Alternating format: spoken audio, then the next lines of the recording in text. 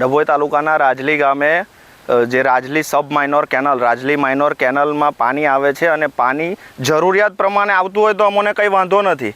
પાણી બિનજરૂરી એટલું બધું આવે છે.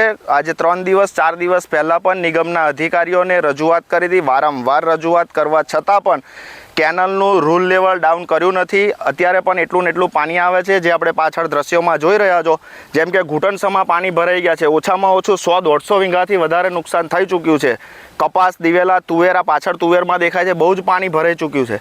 અધિકારીઓને વારંવાર રજૂઆત કરી છતાં પણ અધિકારી કંઈ કરવા તૈયાર નથી. 2 દિવસ 3 દિવસ પહેલાં પણ કીધું હતું પાણીનું રૂલ લેવલ જેમ બને તેમ ઓછું રાખો. અત્યારે પાણીની એટલી જરૂરિયાત નથી. અધિકારીઓની તમામ બેદરકારીના કારણે ખેડૂતોનું નુકસાન થઈ રહ્યું છે. જો પાણી કદાચ જરૂરિયાત હોય ને જરૂરિયાતના કારણે થોડું ઘણું નુકસાન થતું હોય તો ખેડૂત વેઠી શકે. અધિકારીની તમામ બેદરકારીના કારણે નુકસાન થઈ રહ્યું છે. રાજલી માઇનોરમાંથી જે પાણી છોડવામાં આવ્યું છે નર્મદા નિગમનું, તે ખેતરોડ મેં ભરાઈ ગયું છે અને નુકસાન થયું છે. ઘૂંટણ સમાનું પાણી ભરેલું છે અને રજૂઆત કરતો હોય અધિકારીઓને, કોઈ સાંભળવા તૈયાર પણ નથી. થઈ જશે એ શબ્દ વાપરે છે. 101 વીઘાનું નુકસાન છે. કપાસ, દિવેલા, તુવેર ને વાલ એ 3 કૂવા છે તેમાંથી નીકળે છે. અરે ઘણું આગળ જતું રહે છે. પાણી જેટલું બધું ફૂલ પાણી છે તે રોકાય એવું જ નથી. ઉપર લોકો ખેડૂતો ઉપર એ કરે પણ નથી મેળ પડતો.